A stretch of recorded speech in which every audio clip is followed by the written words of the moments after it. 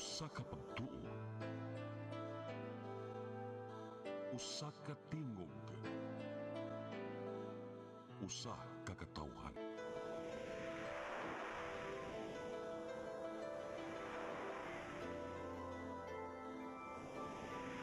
Cebu Catholic Television Network.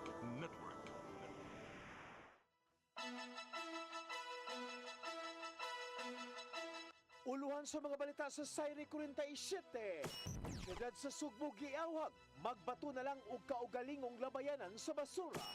Kanhi Kongresista Pablo Jan Garcia, bukas nga maggobernador sa lalawigan sa Sugbo. Tungod sa MRCA, mga healthcare workers sa lungsod sa Dumanhog nakadawat og hulga gikan sa mga ginikanan sa mga bata. Siklista napasok sa LTO patrol vehicle sa barangay Sentro Siyudad sa Mandaue. Naangol. Sugbo, Kabisayan ug Mindanao, Pilipinas ug katawhan kutos maabot atong Sibya sa tibuok kalibutan, maayong hapon. Live kita karon sa CCTN Channel 47 ug kini ang tulumanon sa nag-unang kasayuran nga angay natong masayran. Sa nga ni Attorney Danica Caballes Tikling, ako si Dennis Tabar ug kini ang Sayri 47.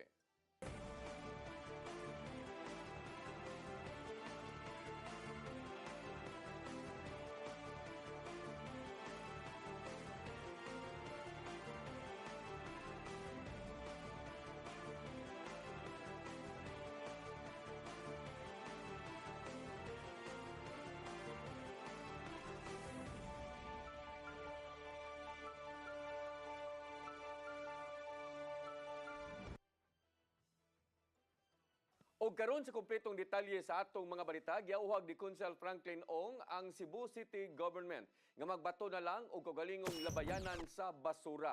Kini aron mahingusgan pa ang sa mga barangay ang paghakot sa mga basura gikan sa mga labayanan.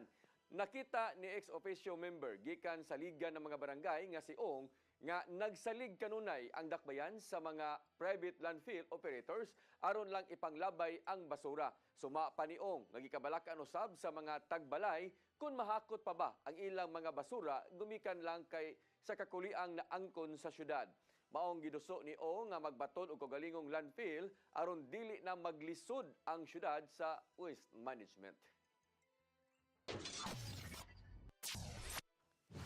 Gipaubos na usab sa red alert status ang Visayas Grid gikan sa alas 3 kaganinang hapon hangtod na sa alas 9 karong gabi. Hinundan nga gipatuman ang subsob nga rotational brownouts. Ilabi na sa pipila ka mga bahin sa Metro Cebu hangtod sa gabi. Matod sa National Grid Corporation of the Philippines nga nawagtangan og 70 megawatts nga kuryente human nga nag-forced outage ang mga diesel plants. Inubanan usab kini sa mga nagkagamay nga nahabiling power exports gikan sa Mindanao. Misaka ngadto sa 2,376 megawatts ang gipangayong demand ngadto sa tanan nga mga konsumidor sa Kabisayan.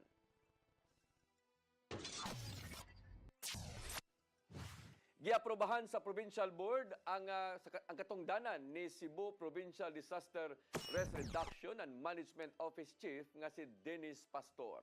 Pinaagi kini sa resolusyon nga giduso ni Bukal Antonio Bacaltos ngadto sa Junta Provincial atol sa ilang regular nga sesyon. Mipatim-aw si Pastor sa Provincial Board aron pagpahibaw sa mga gipanghimo sa Cebu PDRRMO. Ilabi na nga ang nahimong coordination sa buhatan ngadto sa mga lokal nga kagamhanan sa panahong adunay katalagman nga moigo sa dapit. Kapin sa katuig nang giduma ni Pastor ang Cebu PDRRMO o giuyonan hinuon sa Junta Provincial ang mga reforma sa disaster response.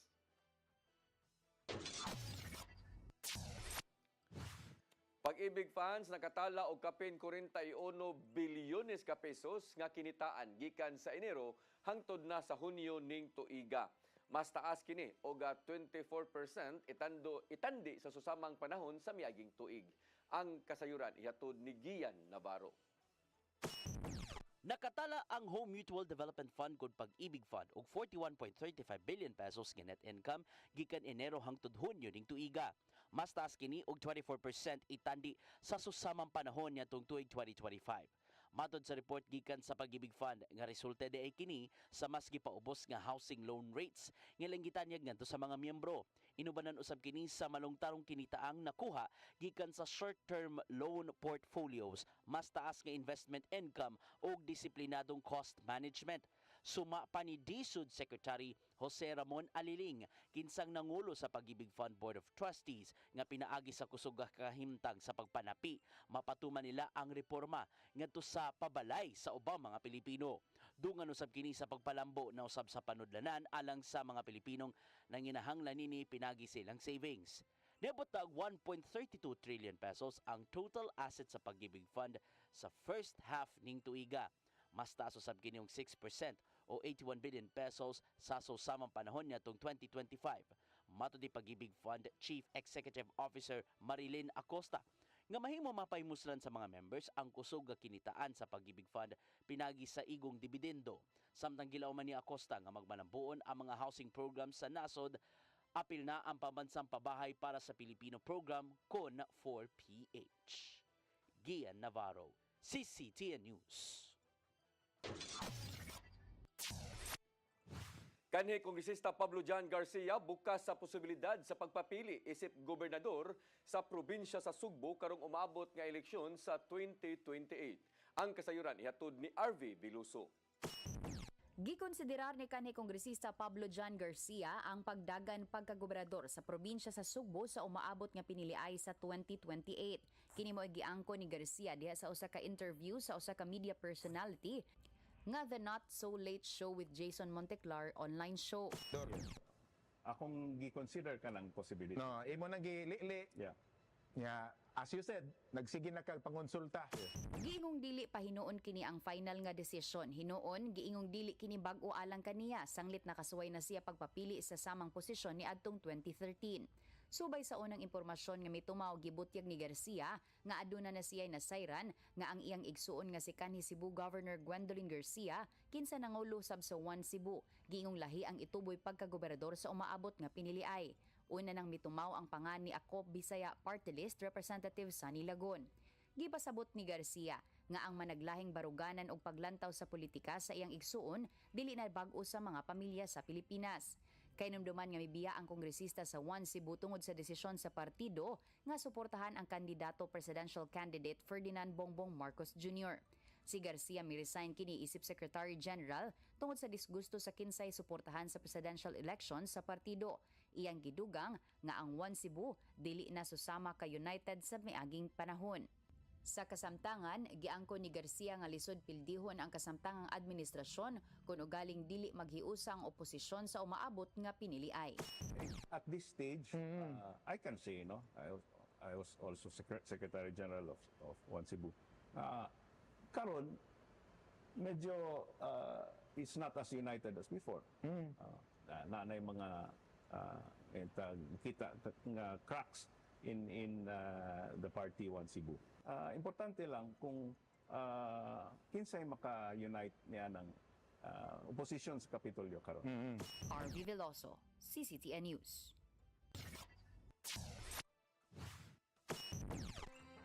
Mosunod, tungod sa MRCA, mga healthcare workers sa lungsod sa Dumanhog nakadawat og hulga gikan sa mga ginikanan sa mga bata. Kana og daghan pang mga balita sa pagbalik sa Sayre 47.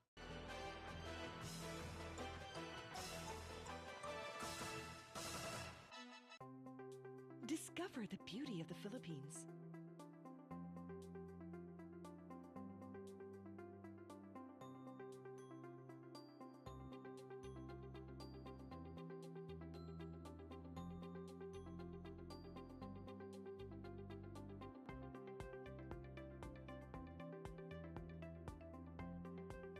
With Philippine Airlines, the country's flag carrier.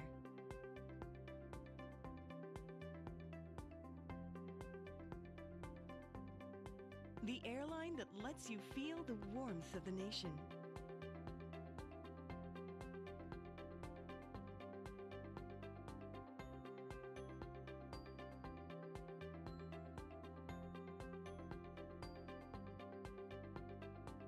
Mabuhay!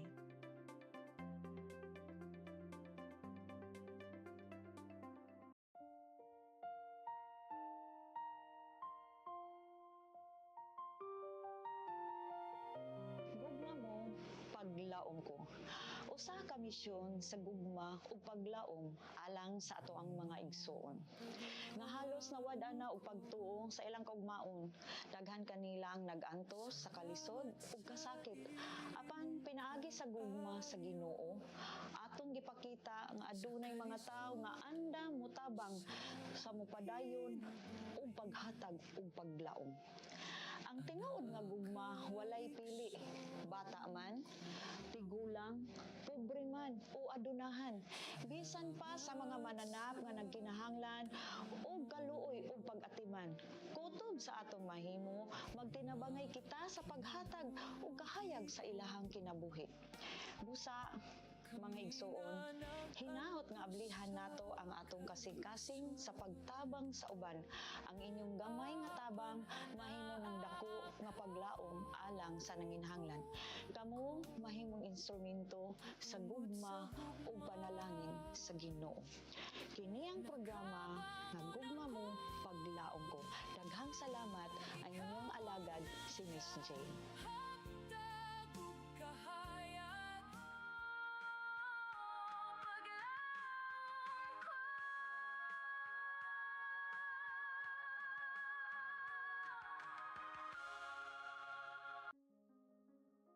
Nangita ka ba og wellness consultation ug preventive health support?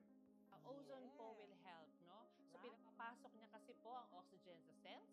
So there will be improvement po ng cellular function and reduction. When your blood are full of oxygen, well saturated with oxygen molecules, there are best outcome. At imano nato ang atong kahimsog pinaagi sa husto nga konsultasyon sa lisensyadong doktor. Some people, they are well versed with nutrition, but for others, they have very little idea of what the basics of nutrition are. Kaya with ozone therapy, kung makakatulong ito para mag-shrek ng mga tumors natin. Para sa professional consultation o general wellness services, bisitaha ang Ozone Med Wellness Clinic branches sa Davao, Bacolod ug Cebu. Siguradong pagkain sa buong bansa. Masaganang ani, mataas na kita. Maunlad na buhay ng mga magsasaka at mga mangingisda. Siguradong pagkain sa buong bansa. Masaganang Ani o Kita. Season 7.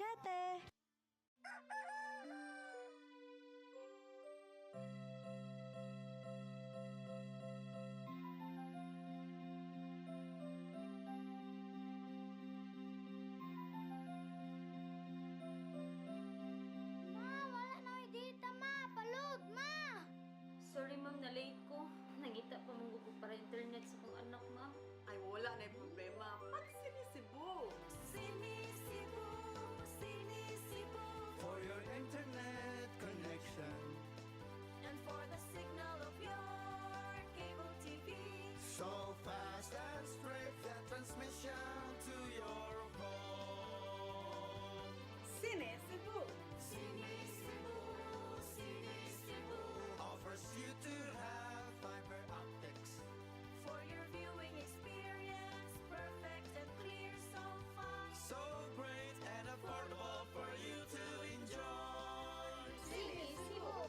Cine Cebu Television Network Incorporated offers fiber to the home broadband internet bundled with fiber to the home cable TV connection. Cine Cebu Television Network Incorporated with its operation in Metro Cebu and the whole province of Cebu soon. And affordable for you to enjoy. Sinisibo!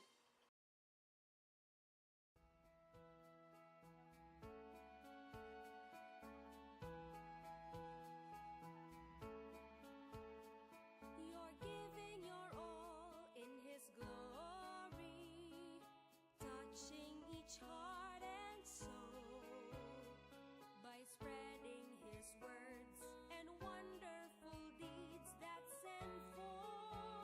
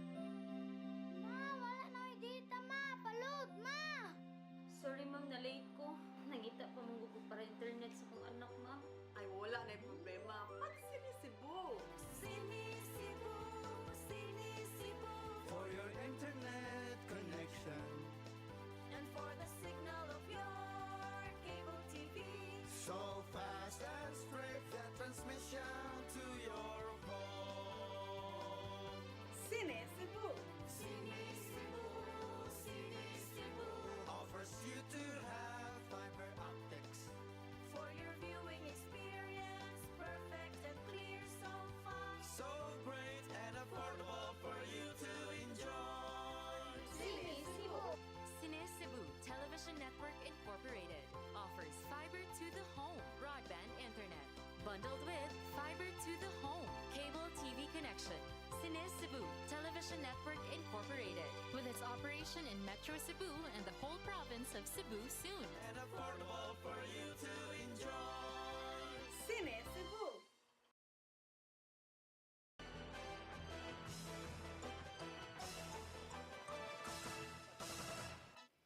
Balik sa atong mga balita, mga healthcare workers sa lungsod sa Dumanhog nakadawat og hulga gikan sa mga ginikanan sa mga bata nga giingong bakunahan batok measles rubella.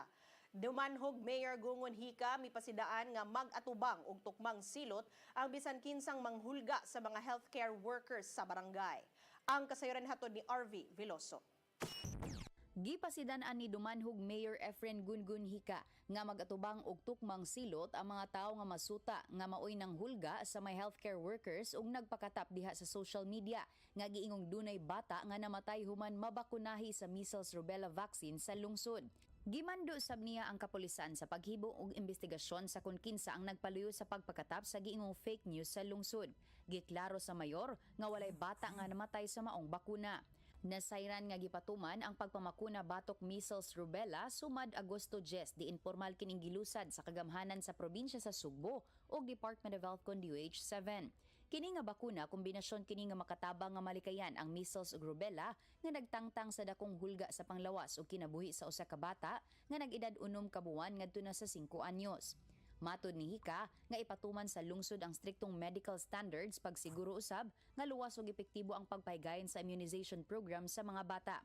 Niadtong Agosto 13, miluwat og pamahayag ang Dumanhog Primary Care Facility pagkondenar sa nahitabong bayolente nga lakang, intimidation, harassment o bisan unsang hulga sa ilang mga healthcare workers. Gidugang niini nga gusto nilang klaruhon nga nagtuman lang sab ang mga healthcare workers sa ilang tahas og responsibilidad hinungdan nga samang kaluwasan sa mga pasyente sabang angay nga ihatag kanila. Subay niini gimanduan ni Hika ang mga tanod sa pag-escort sa tanang healthcare teams nga mohimo og house-to-house vaccination sa matag barangay. Nang hinaot sab ang mayor nga ugaling dunay mawala masabti sa pagpamakuna, mas maayong mangutana sa mga doktor ug healthcare workers alang sa dugang kasayuran niini.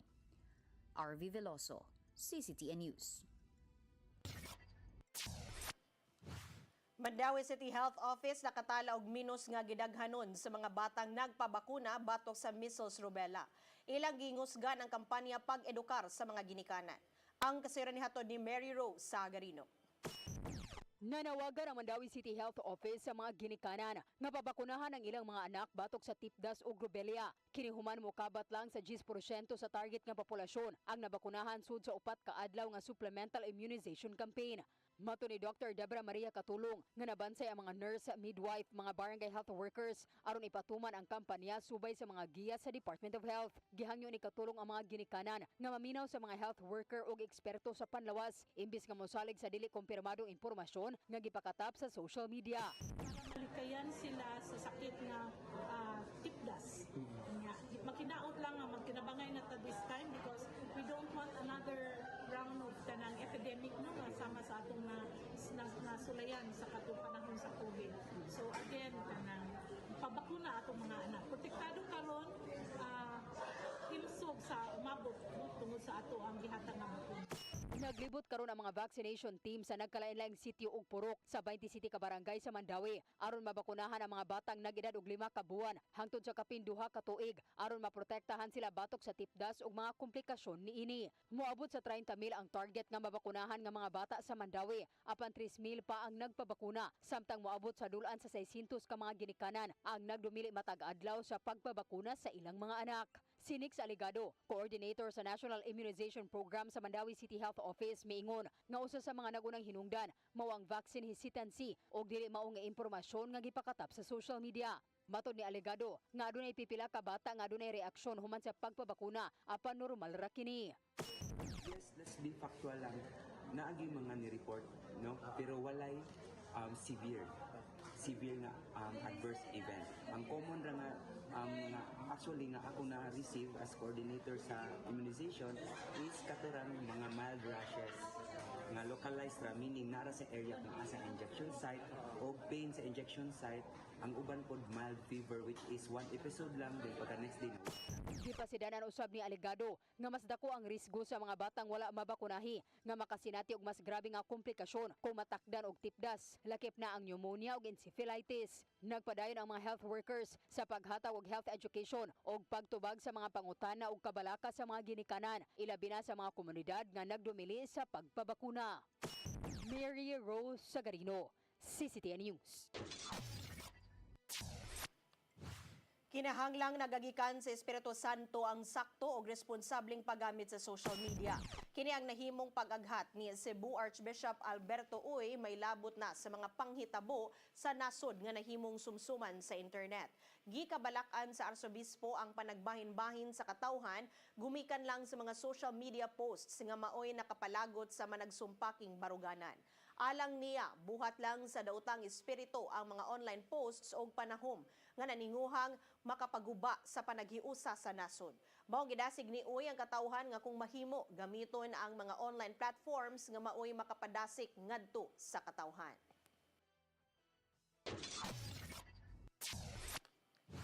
Inflation sa Central Visayas mihinay ngadto sa 8.7% niadtong buwan sa Hulyo. Lakip sa mga nagtukmod sa hinay nga pagsaka sa presyo mao ang mga kahimtang sa panahon. Ang kasayuran ni hato ni Gian Navarro. Gitaho sa Philippine Statistics Authority 7 nga mihinay ang inflation o ang pagsaka sa presyo sa mga palaliton sa Central Visayas ngadto sa 8.7% nitong 2026. Ni decelerate kon mikunhod ang iyang inflation rate gikan sa 10.1% niadtong Hunyo ning tuiga. Matod sa PSA 7 nga pipila sa mga nagtukmod sa deceleration mao ang mga pagkaon ug non-alcoholic beverages, transportation ug mga sinina. Pipila usab sa mga hinungdan sa hinay nga inflation mao ang pagbarato sa petroleum products ug mga pagpanguwan sa miaging buwan. Inflation in transport is 14.7%, no? But to be specific, kung si gasoline lang mismo itong tanang is 29.5%. Kay nagpunaman sa driver sa deceleration ng pagkaon na paglantawan sa mga hingtungdang ahensya sa gobyerno nga nakaapekto sa inflation ang nimong ani sa mga mag-uuma bisan pa man sa mga pagpag-uwan. Apan dili ka kumpiyansahan alang sa Department of Agriculture 7 ang mamahimong epekto sa pagpag-uma sa higayong matagamtaman ng El Nino karong katapusang quarter ning tuiga. Gibantayan usab sa DepDev 7 ang mamahimong demand sa agriculture products ilabi na karong holiday season taliwa sa hulga sa Huaw. Giklaro sab sa PSA 7 nga bisan pa man og hinay ang nimong pagsaka sa inflation, nagkaanam gihapon og kagamay ang purchasing value sa piso. Kasi ang ating purchasing power of peso is if you have 1 peso in 27, it's now worth 75 centavos. So if you have 100 pesos in 2018, last 2018, nganong June, 75 pesos. Ngayong July, 75 pesos per Hinuon gipaning kamutan sa nagkadi ang mga ahensya nga magpabiling available ang mga nagunang panginahanglanon taliwa sa mga hagit nga giatubang sa katilingban. Gian Navarro, CCTN News. Greyhound operation sud sa mga prisuhan sa Central Visayas padayunon sa Bureau of Jail Management and Penology 7. Kinibisan pa man ugway mga natalang pag-ikyas sa mga piniriso sa miaging tuig. Ang kasayuran ihatod pagbalik ni Gian Navarro. Padayunon sa Bureau of Jail Management and Penology 7 ang gihimo mga Greyhound operation aron walay makalusot nga bisan unsa mga kontrabando sa sulod. Giatagan kini og pagtagad human nga nakatala ang BJMP 7 og zero escape incidents gikan sa 32 ka mga detention facilities sa miaging tuig. Mato di Jail Superintendent Castle Masip sa BJMP 7 nga gihimo ang mong inspeksyon matag tulo ka adlaw aron sakmiton kung adunay dalang kontrabando ang mga persons deprived of liberty. Kini ang gitutukan karon sa BJMP 7 karong walay nangikyas ang mga PDL gumikan sa hugot nga seguridad gagipatuman sa palibot. Tuloy-tuloy po itong ginagawa natin. At least 3 days magkaroon sila ng ground operation.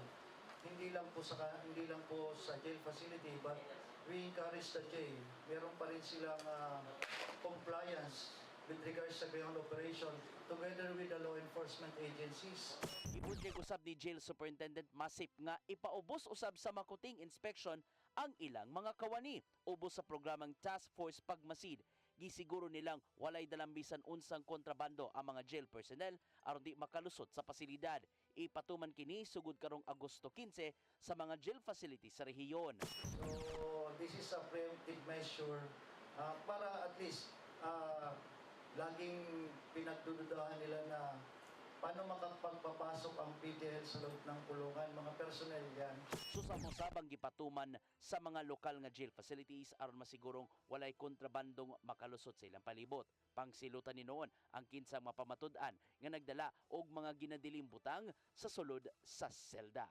But through the intervention of the regional office, sa tuang human intelligence, mga personnel na to, mga visitors also, very cooperative.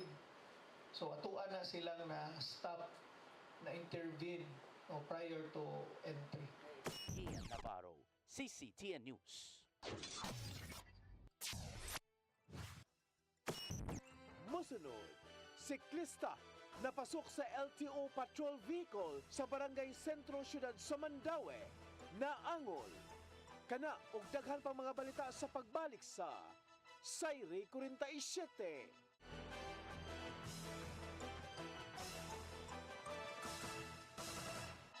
PRO7 Action Files. Mga panghitabong naglambikit sa katawan.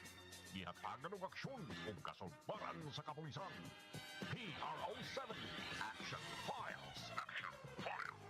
Base sa talaan sa Police Regional Office 7. Nakakasong panayong gisubay. Hatagan ng katinawan. Pinaagid ni Maong Tulumanon. PRO7 Action Files. Abang kaninyo sa Police Regional Office 7 o NTV CCTN.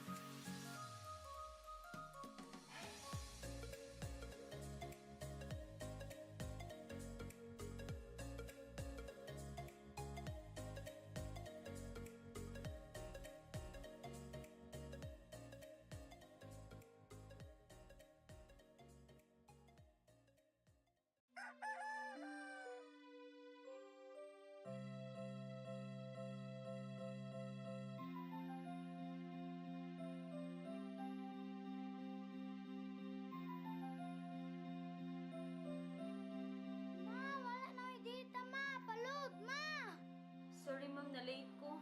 Nangita pa mong ko para internet sa kong anak ma'am. Ay wala na problema. Pag sinisibo. Sinisibo, sinisibo. For your internet connection.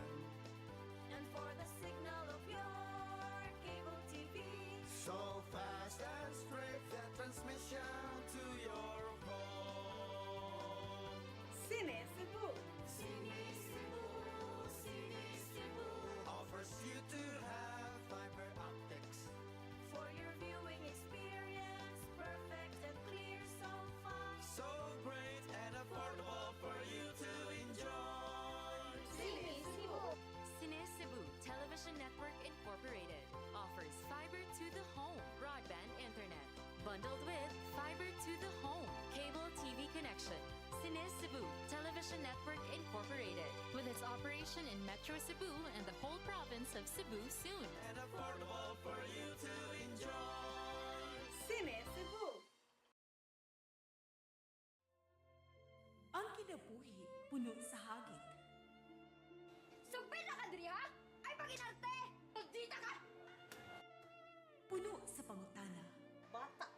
kayo? Nagpuyap-uyap na ka? Kinsa man ang mga masakitin ako din ay karon ha, kinsa! Kung sibuti mo'y pasabot, Daddy. Puno sa luha. Pagpili pa, ako nga imong anak o kana imong mga babae. Kasuko.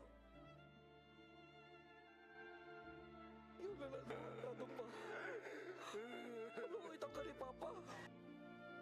Apan bisan mangit-ngit pa ang imong kalibutan, aduna pa'y nagpahiping kahayag. Aduna ka pa'y kasumbungan. Mga lama, hanap na. Dear Tatay, Tunog na unlod na. Nganong handuman. Waylaing paagi aron masabtan nato ang Biblia. Kinahanglan nga doon natay relasyon kang Hesus. Hangtod sa layan natong panaguban, daghang salamat. Shalom. Tunog na unlod na.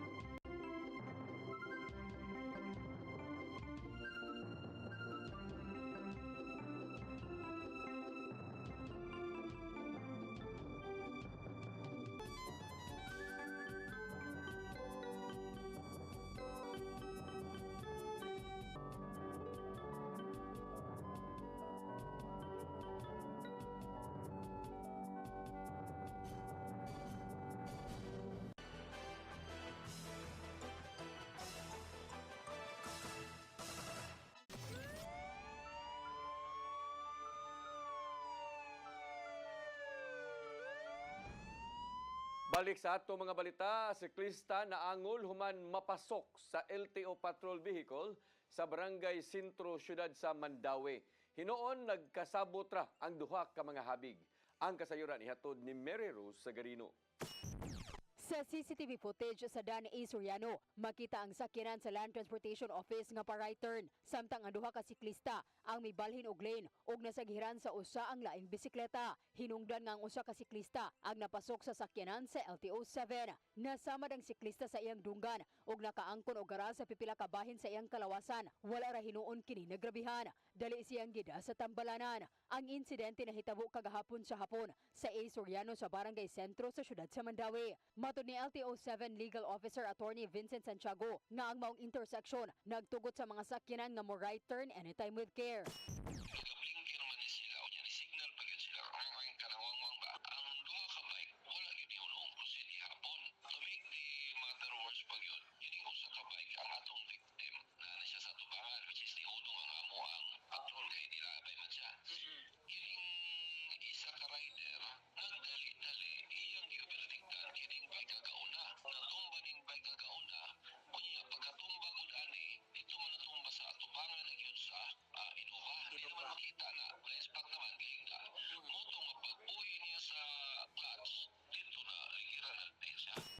Ang duha ka patrol vehicle sa LTO gikan og operasyon sa kadalanan ug paingon sa NVIS sa Barangay Subang Dako aron mohatod sa mga impounded nga sakyanan. Matud ni Attorney Santiago nga nagkauyon ra ang pamilya sa siklista ug LTO alang sa compromise agreement. Mary Rose Sagarino, CCTN News. Commander sa Visayas Command gihulipan sa katungdanan human miretiro sa serbisyo kagahapong adlaw. Ang change of command gipangunahan mismo sa bagong AFP Chief of Staff nga si General Antonio Naparrete. Ang kasayuran hatod ni Arnold Bustamante. Bago na ang commander sa Visayas Command, manhulipin sa katungdanan si Lieutenant General Fernando Rieg nga miretiro na sam sa serbisyo kagahapong adlaw. Ang kasamtangan nga nihulip kang Rieg isip acting Viscom Commander mao si Major General Peter Burgunyo nga sakop sa PMA Maalab Class of 1993. Gihimo ang change of command sa Bundan Hall sa Visayas Command nga gipangunahan sa bagong AFP Chief of Staff nga si General Antonio Naparrete. Philippine Army. Section 1, Bureau of Orders number 1978, the Quarters Armed Forces of the Philippines, dated 06 August 2026.